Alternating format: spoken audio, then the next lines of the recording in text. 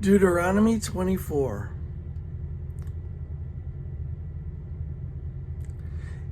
If a man marries a woman who becomes displeasing to him because he finds something indecent about her, and he writes her a certificate of divorce, gives it to her, and sends her from his house, and if after she leaves his house she becomes the wife of another man, and her second husband dislikes her and writes a certificate of divorce, gives it to her, and sends her from his house, or if he dies, then her first husband, who divorced her, is not allowed to marry her again after she has been defiled.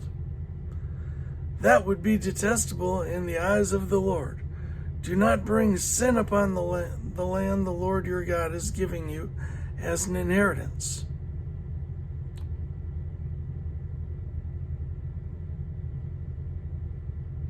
Don't remarry your ex after she's been married to someone else. Okay. If a man has recently married, he must not be sent to war or have any other duty laid on him. For 1 year he is to be free to stay at home and bring happiness to the wife he has married. That's nice. Do not take a pair of millstones, not even the upper one, as security for a debt, because that would be taking a person's livelihood as security. If someone is caught kidnapping a fellow Israelite and treating or selling them as a slave, the kidnapper must die. You must purge the evil from among you. In cases of defiling skin diseases, be very careful to do exactly as the Levitical priests instruct you. You must follow carefully what I have commanded them. Remember what the Lord your God did to Miriam along the way after you came out of Egypt. When you make a loan of any kind to your neighbor, do not go into their house to get what is offered to you as a pledge. Stay outside and let the neighbor to whom you are making the loan bring the pledge out to you. If the neighbor is poor, do not go to sleep with their pledge in your possession.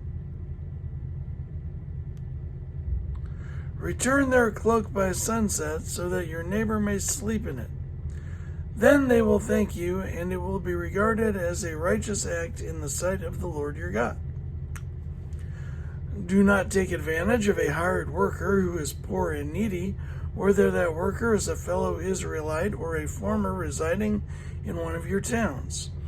Pay them their wages each day before sunset, because they are poor and are counting on it. Otherwise, they may cry to the Lord against you, and you will be guilty of sin. Parents are not to be put to death for their children, nor children put to death for their parents. Each will die for their own sin. Do not deprive the foreigner or the fatherless of justice, or take the cloak of the widow as a pledge.